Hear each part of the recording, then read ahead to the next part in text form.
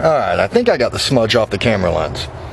I just got done building all the beds. I figured it'd be easier just to say how I did it and show how I did it after the fact, as opposed to having the camera run for 45 minutes while I was working on them. But I got them done, I got them placed out, and I'll kind of walk through how I did everything. But that was shaky. 3 new beds. I got that one, and then I built that one up higher, and then I built this new one. This one was cedar, I think.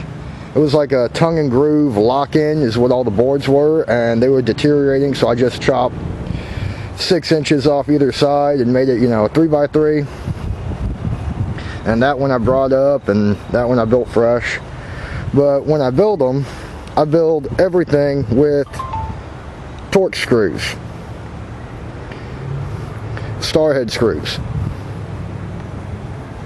I always hated them. We ended up picking up some furniture my uncle had built, and I went to take it apart because we were just going to salvage the lumber, and I was like, why the hell did he build everything with Torx screws? And I pulled one right out, and I pulled 2 right out, and 3 right out, and I have never stripped a Torx screw. So since then, that's all I use. But for these, it's just 5/8 inch by 5.5 inch by 6 foot long replacement privacy fence boards from Home Depot for a little under $2 a piece. So there's 2, 4, 6, 8, 10. This one bed here cost me about $12. And I just use 10-inch chunks of 2x4 to screw the corners off. I've never had a problem so far with the other beds for the sides bowing out. If that starts to be a problem, I'll address it then. And I'm going to fill these things up tomorrow and use some of the dirt I have left over, along with this lovely brush pile over here, which is going to go in the bottom of the 6 foot.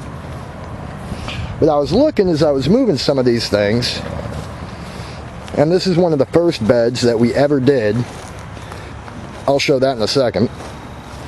And this is the one behind the mimosa that had the compost underneath it. And you can see this is pretty decent dirt down in here from the compost and everything else. There's a little bit of junk sand in it, but for the most part, it's all pretty good dirt. So that's definitely getting mixed in. And then you come over to this one, which is one of our first beds, and I imagine you can already see the color difference in the dirt, and it's a lot more gritty and a lot more sandy from the topsoil, because a lot of the topsoil you buy is sand that's dyed black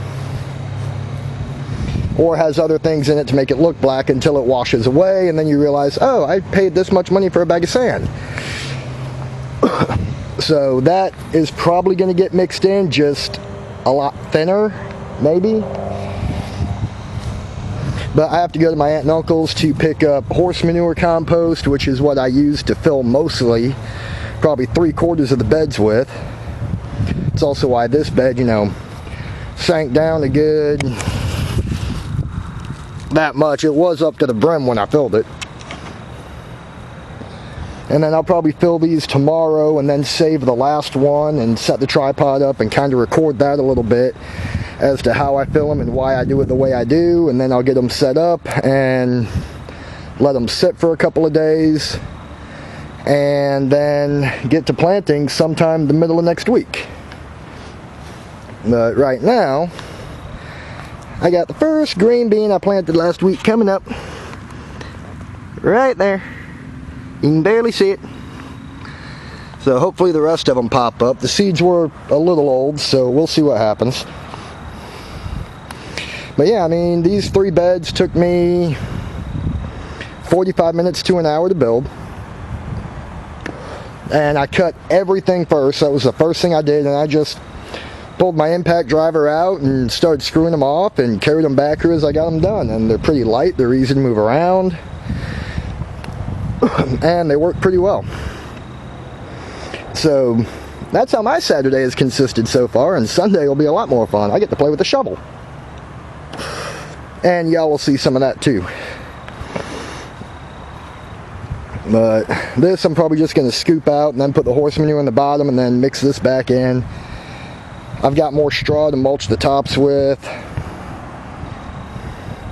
But all in all, these 6 foot by 3 foot or the 3x3s are working pretty well for space issues. And the reason I have them spaced the way I do is it's pretty much just the right amount of space for a 22-inch paver block, which probably is going to be too narrow in hindsight. But that's the way I started it, so that's the way it's going to be. Hopefully, eventually, this will all be paver blocked off with some packing sand or something around it to hold everything in place.